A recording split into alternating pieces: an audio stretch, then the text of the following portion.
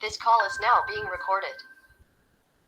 Okey, bismillahirrahmanirrahim. Assalamualaikum warahmatullahi wabarakatuh, kelas. Okey, so insyaAllah hari ini kita akan sambung pembelajaran kita yang seterusnya. Okey, still lagi dalam bab 8 iaitu sukatan serakan data tak terkumpul. Okey, so semua macam mana pagi ni? Dah makan ke belum? Ke lepas subuh tadi tidur balik? Okey, so cikgu harap kamu semua bersemangatlah untuk belajar, okey? Okay, so sebelum apa-apa, kita baca doa, masing-masing baca doa dulu. Semoga kita dipermudahkan untuk faham apa yang cikgu nak ajar kat kamu ni, supaya kamu dapat apa yang cikgu nak ajar hari ni. Okay. Okay. Okay, so pada kelas yang lepas, kita dah belajar berkaitan julat antara kuartil, bagaimana nak cari variance, sisian piawai. Lepas tu kita juga dah belajar macam mana nak buat kotak, plot kotak. Yang tu yang kamu belajar dengan cikgu. Mana ya? Ni dia. Plot kotak. Kan betul. So, kamu dah belajar juga macam mana nak buat plot kotak. Okay, so hari ni kita nak masuk kepada macam mana kita nak tentukan kesan perubahan data terhadap serakan. Okay, so kamu dah belajar berkaitan julat antara kuartil, variance dan juga sisian piawai. So, hari ni kamu akan gunakan balik benda tu dalam topik yang kita akan belajar hari ini. Okay, alright. So, sebelum apa-apa, cikgu nak beritahu dulu standard pembelajaran. Standard pembelajaran yang perlu kamu tahu sebab di akhir sesi kelas kita nanti, kamu kena dapatlah menentukan kesan perubahan data terhadap serakan berdasarkan nilai sukatan serakan dan juga perwakilan grafik. Apa itu nilai sukatan serakan dan juga perwakilan grafik? Okey, kejap lagi kamu akan tahulah apa benda dua ni. Okey. So, kita akan teruslah kepada kesan perubahan data terhadap serakan. Okey. Perubahan sesuatu data ni, dia merangkumi kes-kes seperti di bawah ni. Okey, so kes yang pertama apa dia? Setiap data ditambah atau ditolak dengan suatu pemalas secara seragam. Kes yang pertama ni, kalau kita tambah atau tolak sesuatu data tu dengan pemalas. Pemalas tu adalah nombor lah. Nombor 1, nombor 2, nombor 3. Itu semua adalah pemalas. Okey, ni adalah kes yang pertama. Kes yang kedua apa pula? Okey, setiap data didarab atau dibahagikan dengan suatu pemalas juga. Kes yang pertama tadi, setiap data ditambah atau ditolak. So, untuk yang kedua ni, kes yang kedua adalah setiap data didarab atau dibahagi. Okay, tak apa. Sekejap lagi kita akan tengok satu persatu. Okay. Kes yang ketiga apa pula? Okey, kes yang ketiga adalah kewujudan nilai pencilan dalam set data. Okey, nilai pencilan tu apa? Okey, cikgu dah pernah beritahu dah dalam video sebelum ini. Nilai pencilan ni adalah nilai yang ekstrim. Macam mana kita nak katakan dia adalah nilai yang ekstrim? Okey, contoh cikgu ada nombor satu set data ni, okey. Cikgu ada 1, 2, 3, 5, 6 dan juga 18. Okey. So, macam mana dalam satu set data ni ada 1, 2, 3, 4, 5, 6. Ada 6 nombor. Ada 6 nombor. So, antara 6 nombor ni di manakah ataupun yang manakah nilai pencilan iaitu nilai yang paling ekstrim? Okey. So, nilai yang paling ekstrim adalah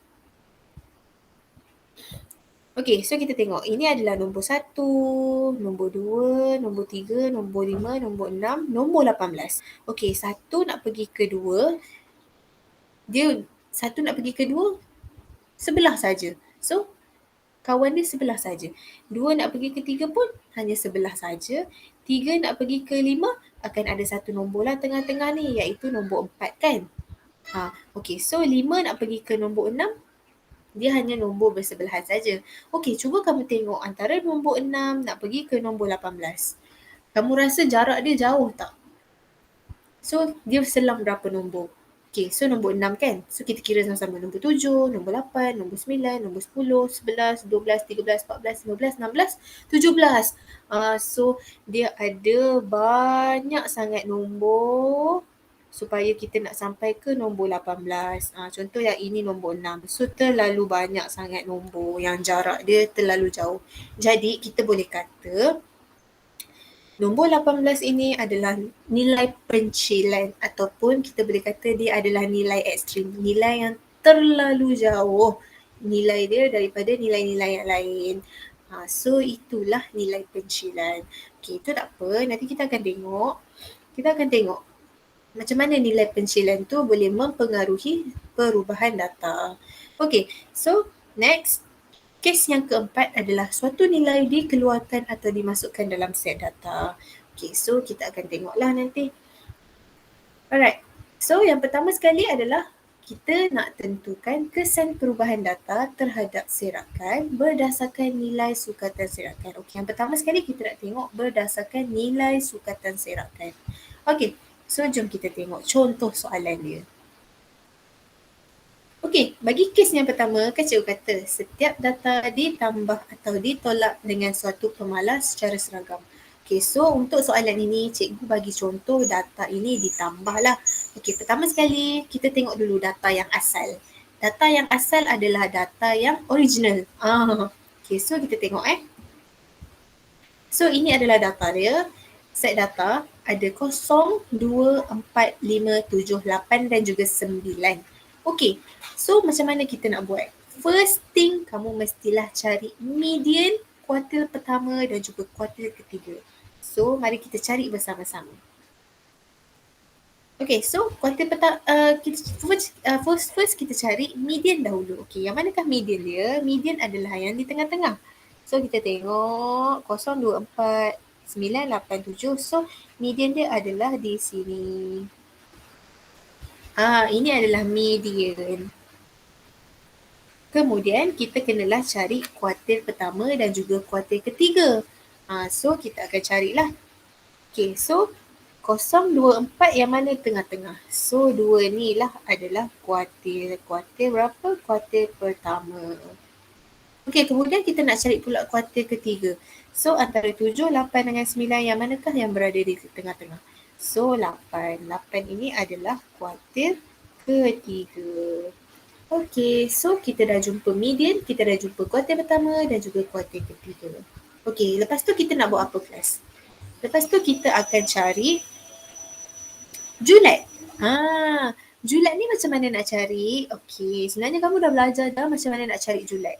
Okay, nak cari julat, kamu mestilah ambil nilai yang paling besar ataupun nilai yang paling tertinggi tolak dengan nilai yang paling rendah. Nilai yang paling rendah. So, nilai yang paling tinggi adalah 9 tolak dengan 0. So, kamu akan dapat 9. Okay, kemudian lepas kita dah cari julat, kita kena cari julat antara kuartil. Okay, so julat antara kuartil macam mana formula dia? Kita akan ambil kuartil ketiga tolak dengan kuartil yang pertama.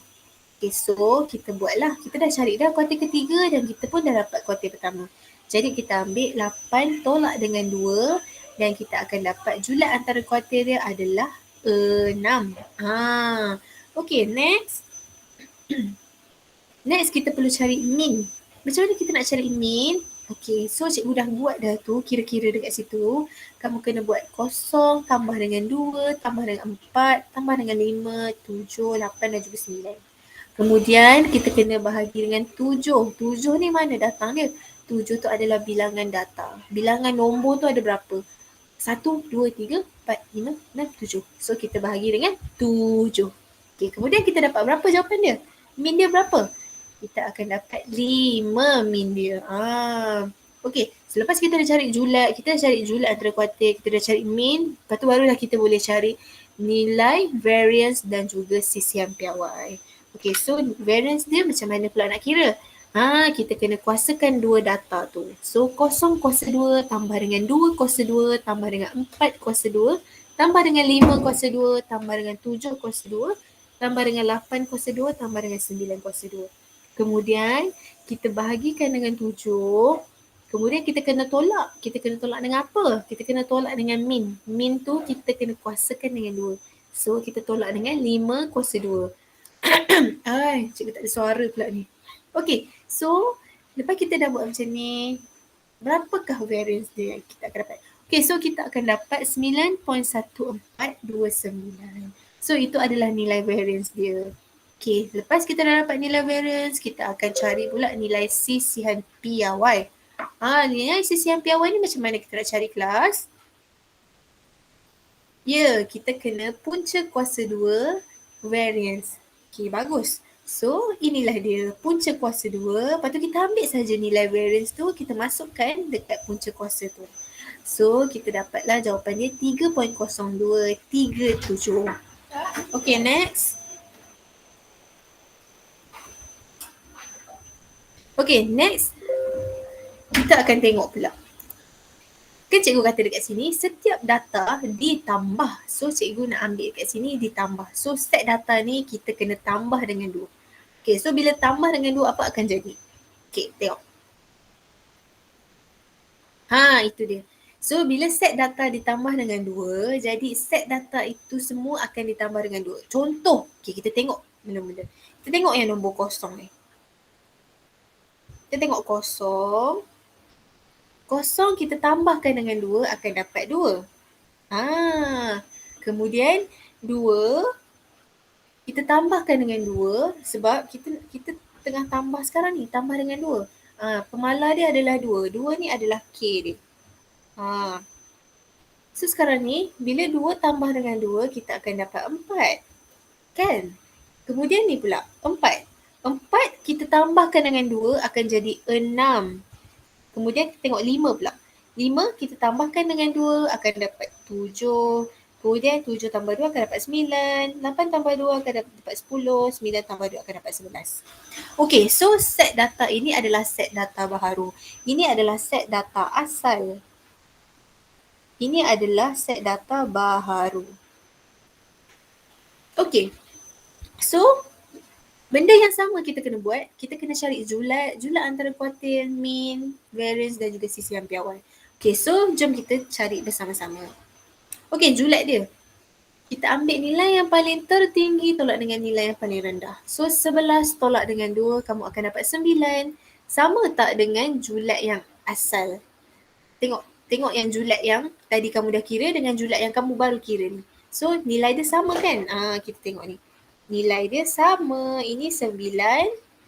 Ini pun 9 nilai dia. Kan? Okey, kemudian kita cari julat antara kuartil pula. Julat antara kuartil, kamu ambil lah. Kuartil ketiga tolak dengan kuartil ketiga tolak kuartil pertama. So 10 tolak 4 akan dapat 6. So sama juga nilai dia dengan nilai baharu ni. Ni nilai baharu akan sama dengan nilai asal. Okey. Kemudian kita nak cari mean. Kenapa kita kena cari mean? Sebab kita nak cari nilai variance dan juga sisihan piawai. Okay, so kita carilah dulu nilai mean dia. Macam biasalah, kamu tambahlah semua. Kemudian kamu bahagi dengan 7. Kemudian kamu akan dapat nilai mean dia adalah 7. Okay, nilai mean ni lain sikit. Dia lain lah. Nilai mean baru lain dengan nilai mean asal. Okay, kemudian kita kena cari nilai variance pula. Nilai variance ni macam biasalah cikgu dah ajar tadi. Setiap data tu kena kuasakan dengan 2, kemudian bahagi dengan 7, tolak dengan min kuasa 2. Okay, kemudian kita dapat berapa nilai variance ni? Kita akan dapat sama. Nilai variance ni sama. Nilai variance baharu, ini adalah nilai variance baharu. Sama dengan nilai variance asal. Ini adalah nilai variance asal. Dia sama nilai dia. Kemudian kita tengok pula nilai sisihan piawai. Nilai sisihan piawai ni sama ke tak? So kita tengok. Punca kuasa 2 variance. So nilai sisihan piawai pun sama rupanya. So kita bolehlah buat kesimpulan dia. Itu dia. Tidak ada perubahan nilai sukatan serakan. Okey, maknanya tak ada perubahan lah. Kamu tengok, julat antara kuartil, variance dengan sisihan piawai semua sama kan? Nilai dia, nilai yang baru dengan nilai yang asal, nilai dia sama. Jadi dia tak ada perubahan langsung. Tak ada beza pun nombor dia. Nombor dia semua sama, cantik semua. So, kita dapat buat kesimpulan lah. Tak ada perubahan nilai sukatan serakan apabila setiap cerapan dalam suatu set data ditambah atau ditolak dengan suatu pemalar. So, kita dapat buat kesimpulan bahawa jika data ditambah atau ditolak dengan suatu pemalar, tidak akan ada perubahan nilai sukatan serakan. Okey. Setakat ni faham tak? Ini bagi kes yang pertama. Kes yang pertama ni kalau data ditambah atau ditolak, so tak akan ada perubahan nilai sukatan serakan. Jadi kita tengok kepada kes yang kedua. Okey, so kamu tengok kes yang kedua ni dia kata setiap data didarab atau dibahagikan. Tadi data ditambah atau ditolak. Sekarang kita tengok kes yang kedua ni didarab atau dibahagikan. Okey, so kita tengok set data dia. Okey, ini adalah set data dia. 024578 itu adalah set data dia. Okey, so yang benda pertama kita kena buat apa? Kita kena cari median. So kita kena cari median. Median dia adalah yang ini sebab dia tengah-tengah kan. Kemudian kita kena cari kuartil pertama. Antara 3 nombor 024 ni sudah semestinya lah 2 ni adalah kuartil pertama. Kemudian 789 ni antara 3 ni yang manakah kuartil ketiga? Yang di tengah-tengah ni lah. So kita dapat kata ini adalah kuartil ketiga. So settle dah median kuartil pertama, kuartil ketiga. Next kita kena cari apa kelas? Yes, kita kena cari julat. Okay, so kita cari julat. Julat dia nilai tertinggi tolak nilai terendah. So 9 tolak 0 dapatlah 9 julat dia. Okay, next julat antara kuartil. Kita kena cari julat antara kuartil pula lah. So julat antara kuartil dia berapa? Kita ambil lah kuartil ketiga tolak kuartil pertama. So 8 tolak 2 dapat 6. Macam tu je, senang je kelas. Okay, kemudian kita nak cari varian dengan sisi yang awal. Tapi sebelum tu kita kena cari apa dulu kelas? Kita kena cari min. Pandai. So kita kena cari min dahulu. So kita carilah min. Kita tambah macam biasa. 0 tambah 2 tambah 4 tambah 5 tambah 7 tambah 8 tambah 9 bahagi dengan 7. Kemudian kita akan dapat berapa? Kita akan dapat 5 min dia. Macam tu je. Lepas kita dah dapat min, barulah kita boleh dapat cari variance dan juga sisian piawai. So kita cari dulu variance. Variance dia kamu kena kuasa 2 lah data tu. Setiap data tu kamu kena kuasa 2. So 0 kuasa 2 tambah 2 kuasa 2 tambah 4 kuasa 2 dan seterusnya. Kemudian kena bahagi dengan 7 dan jangan dilupakan tolak dengan min kuasa 2. Ambil saja nilai min yang kita dah cari tadi. So 5 kuasa 2. Kemudian kita akan dapatlah nilai variance dia 9.1429. Okay, so dah dapat nilai variance, kita bolehlah cari nilai sisian piawai. Nilai sisian piawai adalah punca kuasa. Kamu buat dulu punca kuasa 2 yang besar tu. Kemudian kamu masukkan sahaja nilai variance yang kamu dah cari. Tengok dia.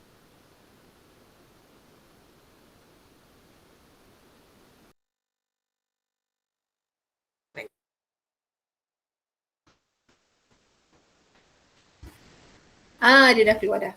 Okay, so kita ambil punca kuasa 2, kemudian masukkan nilai variance tu. Kemudian kamu dapatlah nilai sisian piawai. Okay, lepas tu ini adalah set data asal. Set data asal. Kemudian kita kena darab atau bahagikan. So untuk dalam soalan ni cikgu bagi contoh darab. Okay, so kita tengok. So dia dah set data ni didarabkan dengan 2. So cikgu buat kat sini dia dah darab dengan 2. Okay, so bila dah darab dengan 2, cuba kita buat sama-sama data yang baru. So kita buat 0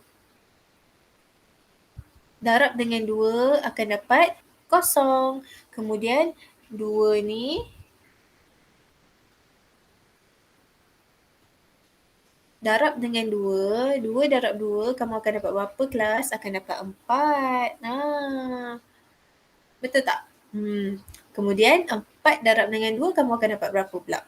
4 yang atas ni kamu darabkan dengan 2. Kamu darabkan dengan 2 kamu akan dapat nilai yang baru iaitu nilai 8.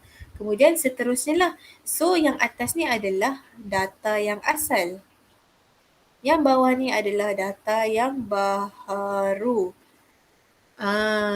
Okay, so kita dah cari dah julat, kita dah cari julat antarkuartil, kita dah cari variance dan juga CCM piawai untuk data asal. Kemudian kita nak cari untuk data baharu, data yang telah didarabkan dengan 2 ni.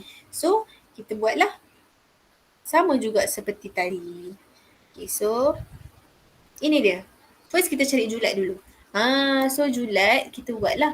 Julat kita ambil yang paling besar iaitu 18 tolakkan dengan kosong. So 18 tolak kosong akan dapat 18. Okay, kemudian kita cari pula julat antara kuartil. So sama, kita ambil saja. Tengok ni lah. Mana kita nak cari ni? Kuartil ketiga dengan kuartil pertama. So ambil saja yang ini. Benda yang sama saja kelas. So kita ambil 16 tolak dengan 4. So dapatlah 12. Okay. Kemudian kita tengok min pula. Kita tengok min. Min dia kiralah macam biasa. Kita ambil kosong tambah 4 tambah 8 tambah 10 tambah 14 tambah 16 tambah 18. Kemudian bahagi dengan 7. So kamu dapatlah min dia 10. Kemudian variance pula. Variance ni macam mana? Setiap data tu kamu kuasakan dengan 2. Kemudian kamu tambah semua tu. Kemudian kamu bahagi dengan 7 dan jangan dilupakan tolak dengan nilai min kuasa 2. Min tu kita dah cari dah iaitu 10. 10 kuasa 2. So nilai variance dia akan dapat 36.5714. Lepas kita dah dapat nilai variance, kita bolehlah cari nilai CCM piawai. So nilai CCM piawai dia, punca kuasa ambil sahaja nilai variance tu. So dapatlah nilai CCM piawai. Tapi cuba kamu perhatikan.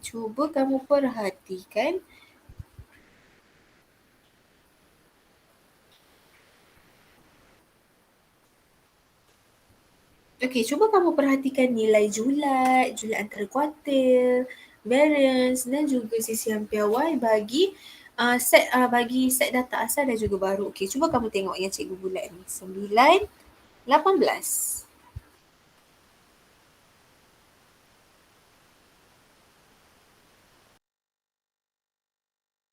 Betul kan? Okey, cuba kita tengok julat antara kuartil pula. Julat antara kuartil adalah 6 bagi julat antara kuartil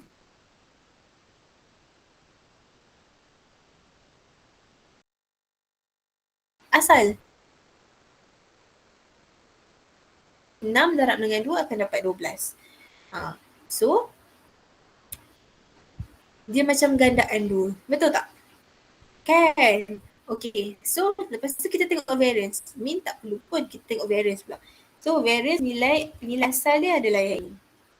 Kemudian kamu tengok nilai yang baru. Uish, besarnya nilai dia. So bila kamu darab je 9.1429 darab dengan 2, so kamu akan dapat 36. 36.5714. Jadinya setiap ni, ini pun sama. Yang ini pun kalau kamu darabkan dengan 2, kamu akan dapat yang ini. Okay, so sekarang ni cikgu nak cerita pasal apa ni? So sekarang ni kita tengok kat sini. Okay, apabila setiap cerapan dalam suatu set data didarab dengan satu pemalar, okay, dia kata sini apabila set data tu kita darabkan dengan satu pemalar. Okay, contoh soalan ni, pemalar dia adalah 2. Yang cikgu bulat ni. 2. So, pemalar dalam soalan ni adalah 2. Jadinya, kalau kita nak cari julat yang baharu, kita kena cari julat asal dahulu. So, julat asal tu kita darabkan sahaja dengan pemalar. Pemalar tadi adalah 2. Jadi, dapatlah julat yang baharu. Okey, contoh. Kita tengok balik slide tadi. Okey, contoh kamu tengok di sini. Cikgu padamlah. Okey. So, kamu tengok dekat sini. Kita tengok julat dahulu. Okay, so kita ambil sini 9. Macam mana? Ini belah sini adalah julat asal. Belah sini adalah julat baru. Julat baharu. Jadi daripada julat, macam mana kita nak dapatkan julat baharu? So kalau kita nak cari julat baharu, kita ambil sahaja pemala. Ini adalah pemala dia. So kamu buat saja 2 darab dengan julat asal. So julat asal dia yang ini 9. So 2 darab dengan 9, kamu akan dapat berapa kelas? Kamu akan dapat 18. Ya betul, kamu akan dapat 18. 18 ni adalah julat baharu. Sama tak dengan yang ini? Sama kan? So itulah yang cikgu nak sampaikan. Kalau kita nak cari julat baharu, kalau kita nak cari julat baharu, pemala darab dengan julat asal. Kalau kita nak cari julat antara kuartil yang baharu, sama juga pemala darab dengan julat antara kuartil asal. Sisihan piawai pula. Kalau kita nak cari sisihan piawai yang baru, sama. Pemala K darab dengan sisihan piawai asal. Yang variance ni lain sikit. Kalau kita nak cari variance baharu, K tu, pemala tu kita kena kuasakan dengan 2, kemudian barulah darab dengan variance asal. Nilai variance asal. Okey, faham tak setakat ni? Faham ke? Alhamdulillah. So next. Tadi kalau set data tu didarab. Kalau dibahagi pula, sama sahaja konsep dia. Kalau kita nak cari julat baharu, kita buat julat asal bahagi dengan pemala. Kalau kita nak cari julat antara kuartil baharu, kita bahagilah julat antara kuartil yang asal bahagi dengan pemala. Sama juga sisihan piawai yang baru, kalau kita nak cari nilai sisihan piawai yang baru, sisihan piawai asal bahagi dengan pemala iaitu K. Dan juga sama untuk variance lah. Kalau kita nak cari nilai variance baru, variance asal bahagi dengan pemala kuasa 2. K tu kena kuasa 2, okey? Okey. So, kita dah tengok kes yang pertama apabila set data ditambah atau ditolak. Kemudian kita dah tengok juga set yang kedua, kes yang kedua, Kes yang kedua iaitu apabila set data dibahagi atau didarab. Kemudian kita nak tengok set yang ketiga ni. Set yang ketiga ni apa pula? Kewujudan nilai pencilan. Adanya nilai pencilan. Nilai pencilan tu apa kelas?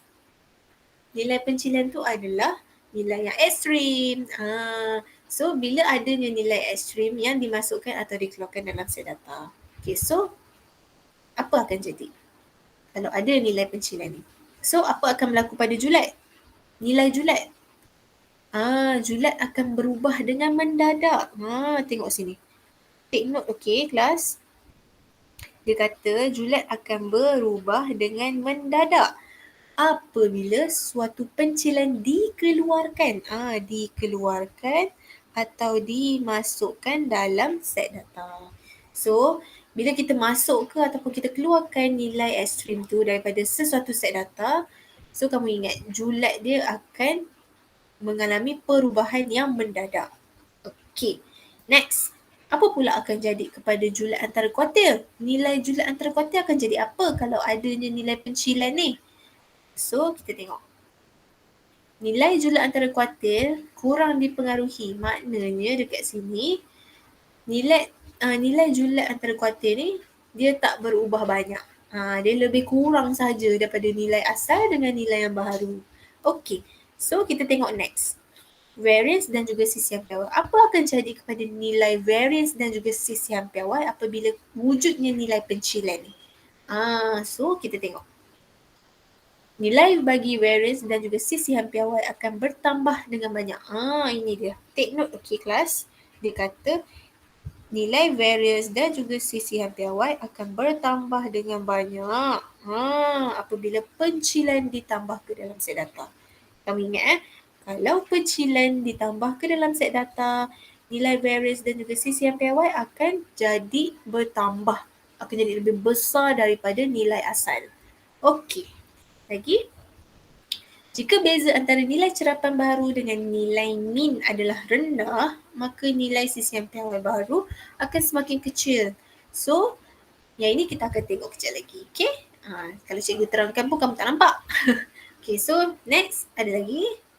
Jika beza antara nilai cerapan yang dikeluarkan dengan nilai min adalah rendah, maka nilai sisihan piawai baru akan semakin besar dan sebaliknya. Okay, so sekejap lagi kita akan tengok lah. Okay, tadi kita dah tengok berdasarkan nilai sukatan serakan. Sekarang kita akan tengok berdasarkan perwakilan grafik. Macam mana yang dikatakan dengan perwakilan grafik ni? So kita akan tengok pada slide yang seterusnya, okay? Okay, bagi cikgu minum air kejap ya.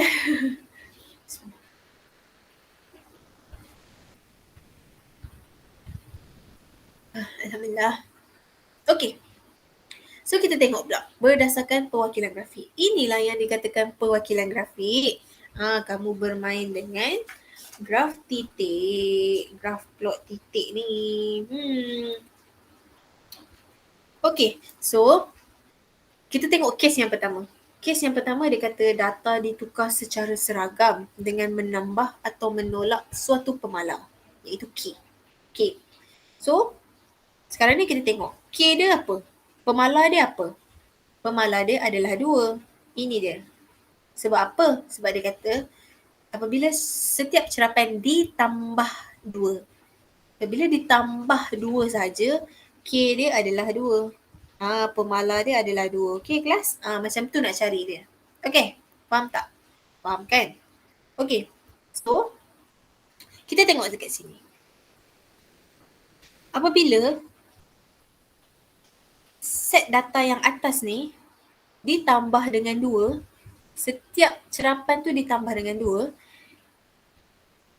graf dia akan berubah.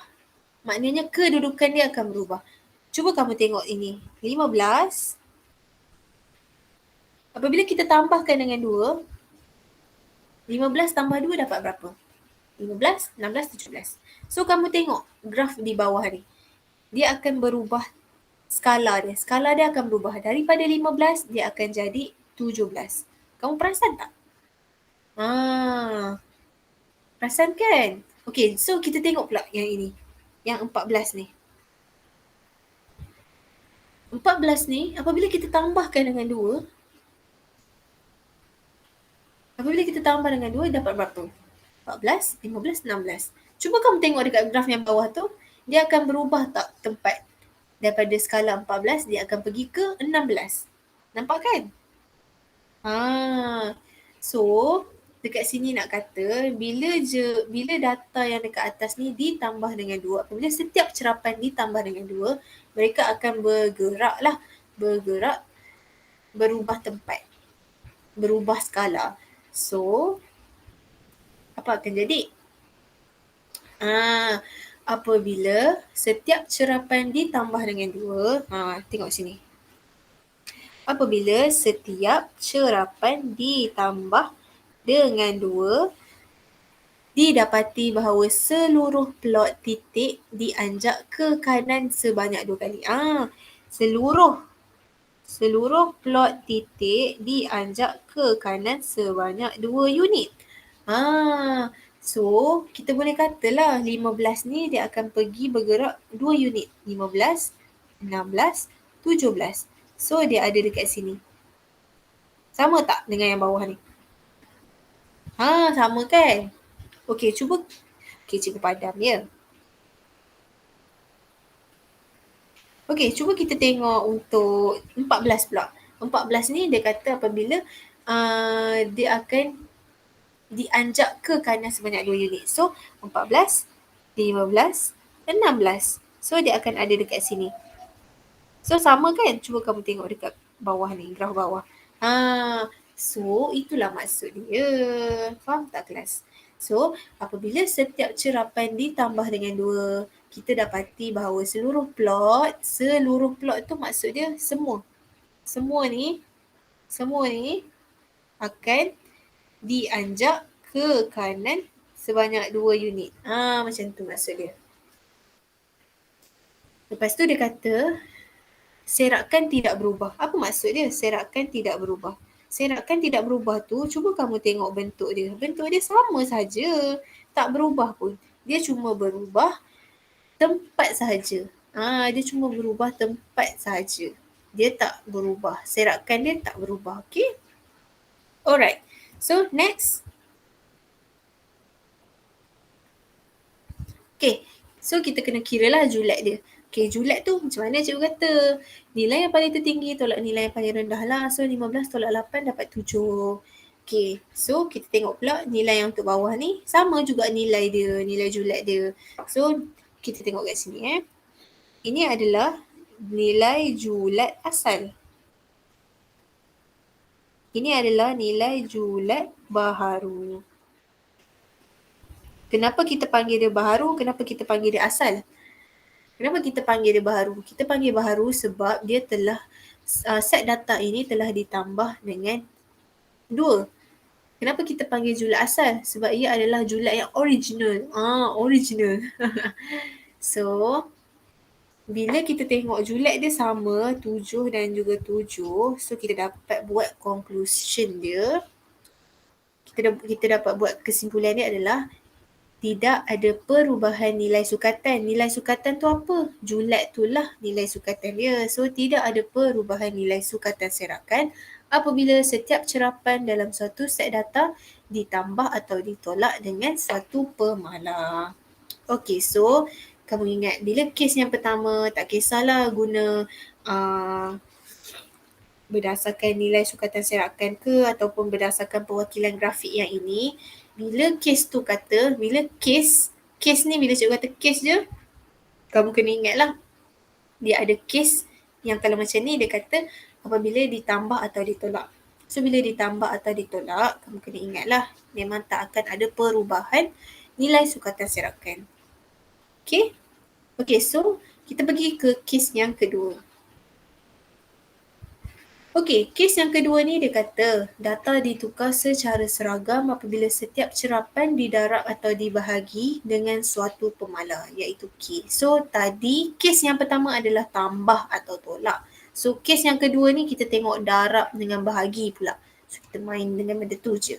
So kita tengok dekat graf ni. Plot titik ni. Okey, so pemalar dia berapa? Kamu tengok dekat yang warna oranye tu.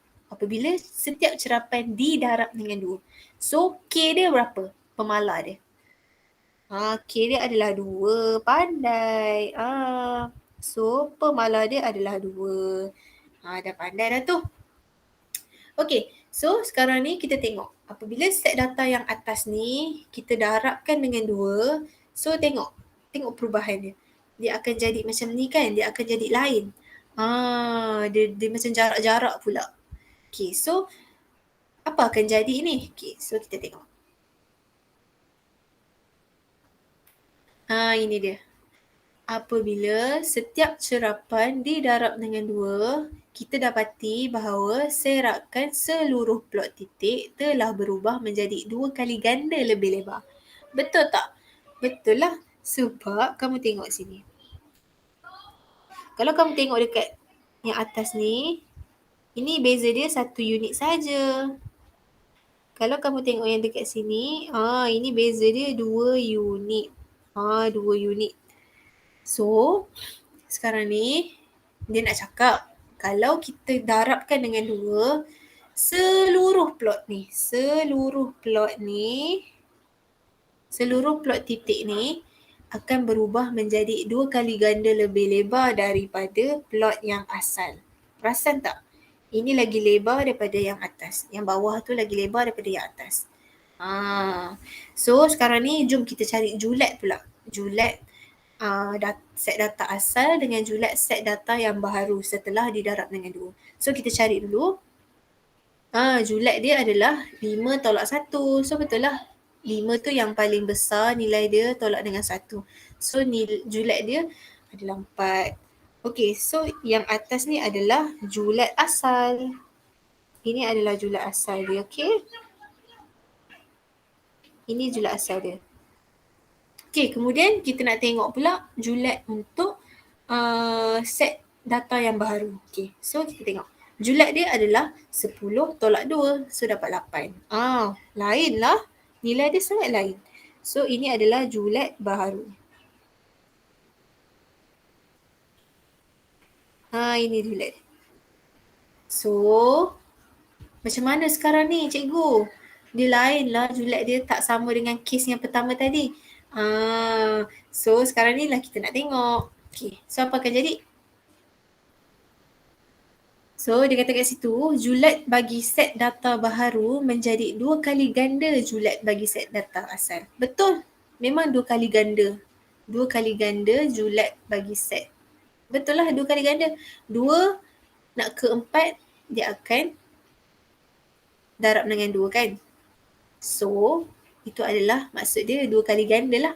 So kita boleh kata julat bagi set data baharu 2 kali ganda daripada set julat set data asal. Okey, kemudian apabila setiap cerapan dalam suatu set data didarab dengan satu pemala iaitu K, so kita boleh katalah julat baharu kita macam mana kita nak cari julat baharu tadi? So K darab dengan julat asal. So kita bolehlah tulis kat sini macam mana nak cari julat asal ni. So kita buatlah K tu berapa? Ini K dia kan. Kita dah kata dah K dia 2. So 2 darab dengan julat asal. Julat asal berapa? Tengok sini julat asal kita kat sini. Julat asal kita adalah 4. So darab je dengan 4. Kemudian kita akan dapatlah julat baharu ni. So julat baharu ni berapa kelas? 8. Jadinya sama tak dengan ni? Sama kan? So kita nak katalah kalau kita nak cari julat baru, so kita boleh buatlah pemala darab dengan julat asal. So dapatlah julat baharu. Okay, setakat ni faham kan? Okay. Okay, so ini adalah kes yang ketiga. Kes yang ketiga ni apabila nilai yang dimasukkan atau dikeluarkan merupakan pencilan. So yang ini yang kita nak tengok pencilan. Pencilan ni apa? Pencilan ni adalah nilai yang ekstrim. Nilai yang ekstrim gitu. Okay. So sekarang ni kita tengok. Ini nilai yang asal. Atas ni adalah nilai yang asal. Ini adalah nilai yang baharu. Set data yang baru, set data yang asal. Okay, so sekarang ni kita tengok. Apabila nilai pencilan dimasukkan, kamu tengok graf dia jadi macam mana. Okay, sekejap Okay, ini adalah bentuk graf asal. Okay, ini adalah bentuk data asal. Kamu tengok bila nilai 9 ni masuk saja, kamu tengok kamu tengok bentuk dia jadi macam mana. Cikgu lukis. Bentuk dia akan jadi macam tu. So macam mana? Bentuk dia akan jadi lebar. So macam mana kita nak buat? So kita tengok. Itu dia. Apabila suatu pencilan dimasukkan dalam set data, suatu pencilan yang kalau dalam soalan ni kita tengok pencilan 9, nilai 9. Apabila suatu pencilan dimasukkan dalam set data, didapati bahawa serakan seluruh plot titik akan menjadi lebih lebar. Betul lah, makin lebar kan? Kalau kamu tengok yang ni, dia kecil je. Lepas tu bila masuk je 9 ni, dia terus jadi lebar. Betul tak? Bentuk dia jadi lebar. So kita cari julat dia dulu lah. So kita cari julat. Julat dia 5 tolak 1 dapat 4. Julat asal untuk julat yang baharu pula dapat berapa? 9 tolak dengan 1. So julat dia akan dari 8. So sangatlah beza julat dia. Kamu tengok sini. So bila beza, kita tengok kesimpulan dia. Nilai julat akan menjadi lebih besar. Ialah tengok julat asal 4. Julat baharu kita dapat 8. So julat akan menjadi besar lah apabila suatu pencilan dimasukkan dalam set data. Apabila suatu pencilan dimasukkan dalam set data, nilai julat akan menjadi lebih besar. Kemudian nilai sukatan serakan bagi set data baharu akan menjadi lebih besar dibandingkan nilai sukatan serakan bagi set data asal apabila satu pencilan disukkan. Okay, so dekat sini dia nak bagi tahu.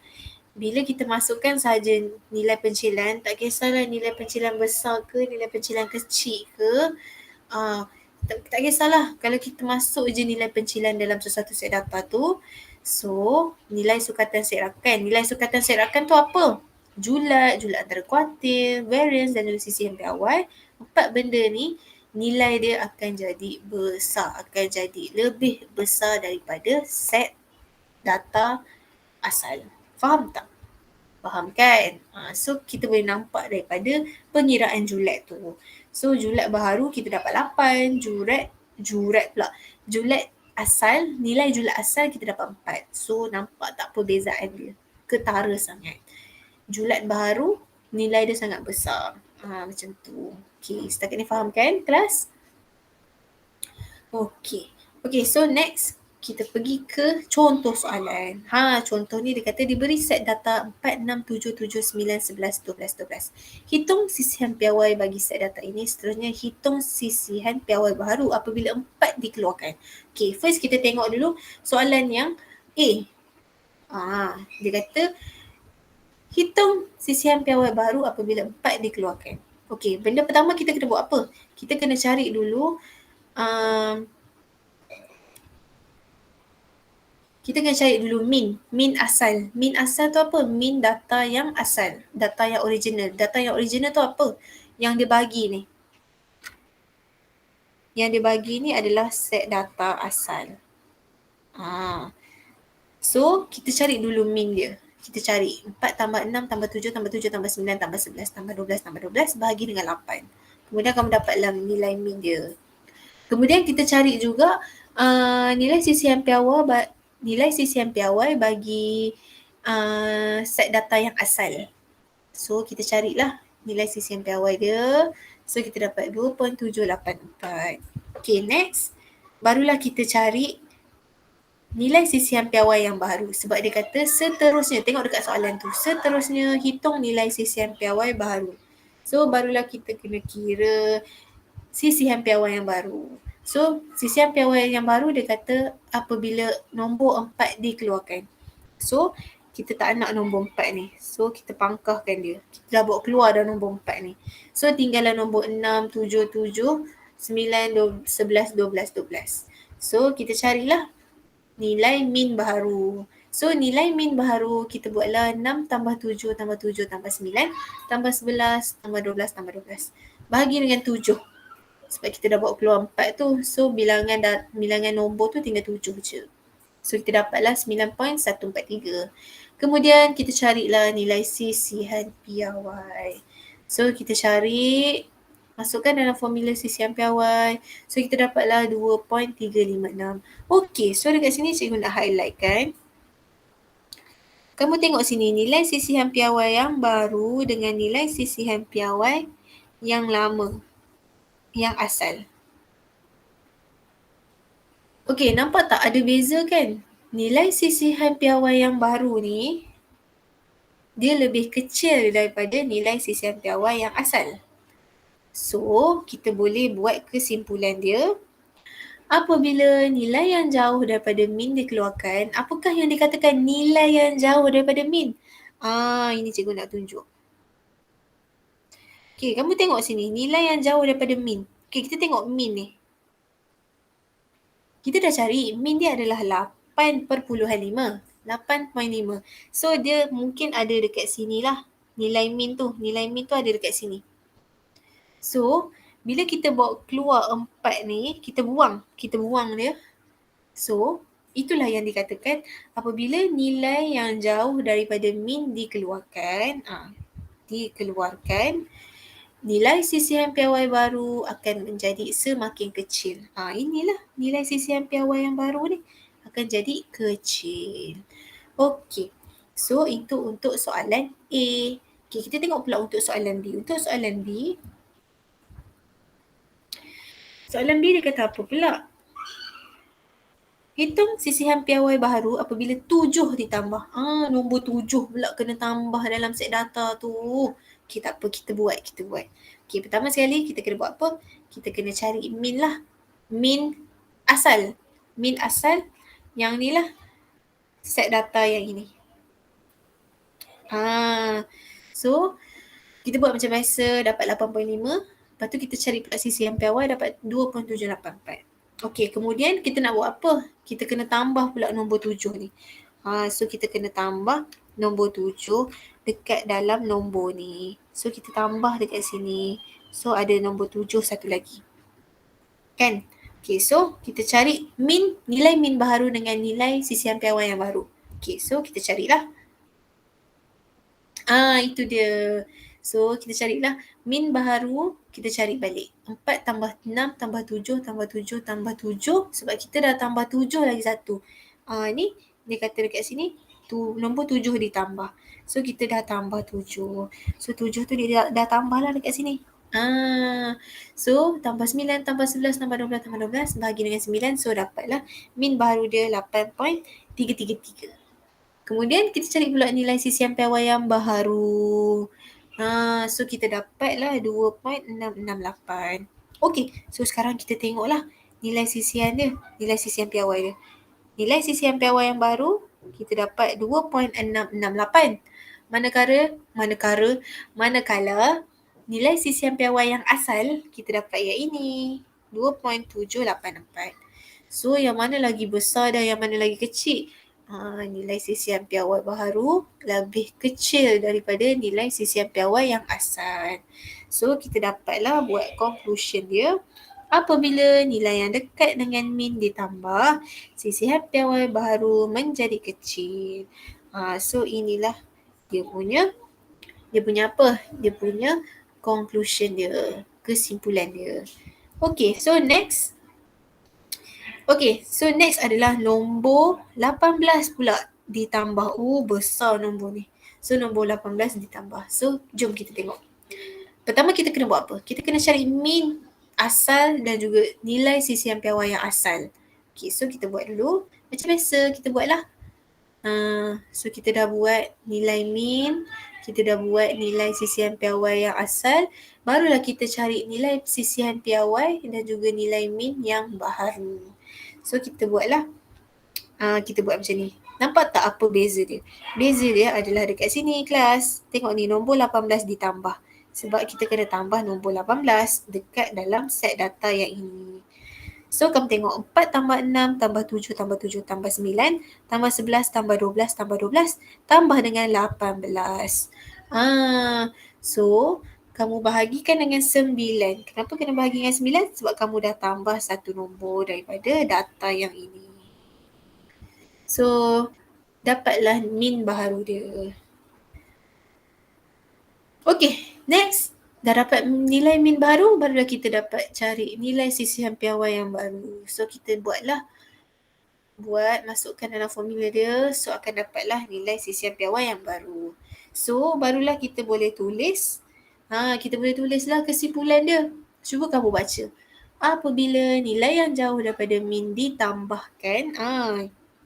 Dia kata apabila nilai yang jauh daripada min. Min dia ada dekat sini. Min dia, tengok ni, min dia adalah 8.5.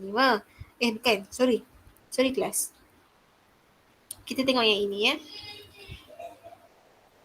Min dia adalah 9.55. So 9.5 dekat sini lah. Sini adalah min dia. So bila kita masukkan 18 akan duduk dekat belakang ni kan. So dia sangat jauh daripada nilai 9.5. Jadi sebab itulah kita kena buat kesimpulan apabila nilai yang jauh daripada min ditambahkan, maka nilai sisian piawai yang baru menjadi semakin besar. Cuba kamu tengok nilai sisian baru yang ini dan juga nilai sisian piawai yang lama. Besar kan? Beza dia banyak. Ini 3.9. Yang ini 2.7. So nilai sisian piawai baharu sangat besar nilai dia. Apabila nilai yang jauh daripada min ditambah ke dalam set data. Itu sahaja pembelajaran kita pada hari ini untuk melihat kesan perubahan terhadap sesuatu set data.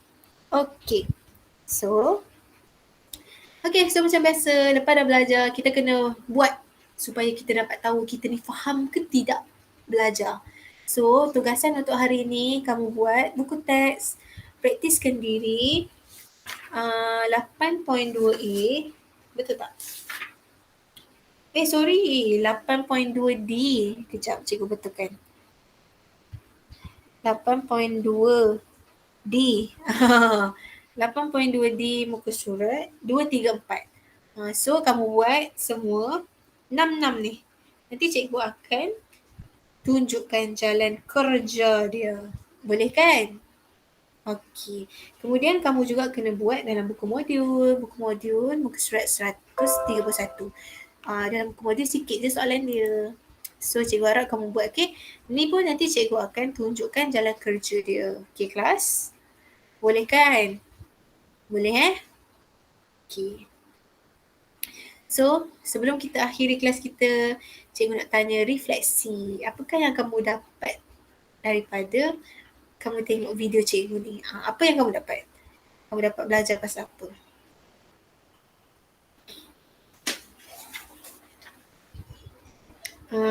Kamu dapat belajar berkaitan dengan kesan-kesan perubahan dalam set data.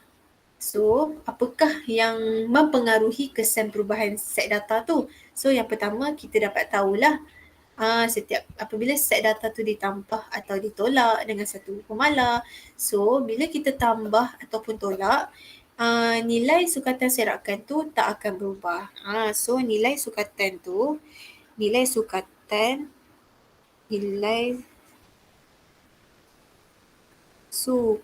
serakan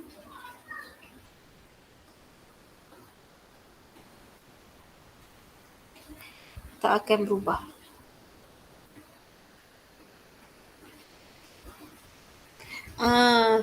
Kemudian kita tengok yang kedua pula. Kes yang kedua. Apabila setiap data didarab atau dibahagikan dengan satu pemalar secara seragam. So yang ini kita dapat tahulah kalau kita nak dapatkan julat baharu, pemalar darab dengan julat asal. So sama juga untuk kita nak cari julat antara kuartil yang baru, CCM piawai yang baru. So kita ambil je pemalar darab dengan CCM piawai asal dan juga julat antara kuartil asal. Kemudian kita, kalau nak cari variance baharu, nilai variance baharu. So kamu kena ambil pemalar tu, kamu kuasakan dengan 2. So K kuasa 2 darab dengan variance asal. So nanti kamu akan nampak kesan perubahan data tu. Okay, next. Kewujudan nilai pencilan dalam set data. So kita dapat tahu bila wujudnya nilai pencilan dalam set data tu, so nilai tu akan jadi lebih besar. Okay. So next, satu nilai dikeluarkan. So bila nilai tu dikeluarkan atau dimasukkan, tu adalah nilai pencilan lah yang kita masukkan atau keluarkan tu. So kamu akan nampak kesan lah terhadap nilai sukatan serakan tu. Nilai sukatan serakan tu akan menjadi lebih besar. Nilai sukatan serakan yang baru akan jadi lebih besar daripada nilai sukatan asal. Okey, so itu sahaja untuk hari ini. So, apa-apa masalah boleh PM cikgu, okey? Jangan malu-malu, jangan segan-segan. Okey, so itu sahaja pembelajaran kita pada hari ini. So, jumpa untuk kelas minggu hadapan. Jangan lupa siapkan tugasan dalam buku teks dan juga buku modul. Nanti cikgu akan bagi penerangan jawapan dia, okey? Okey kelas, terima kasih. Assalamualaikum.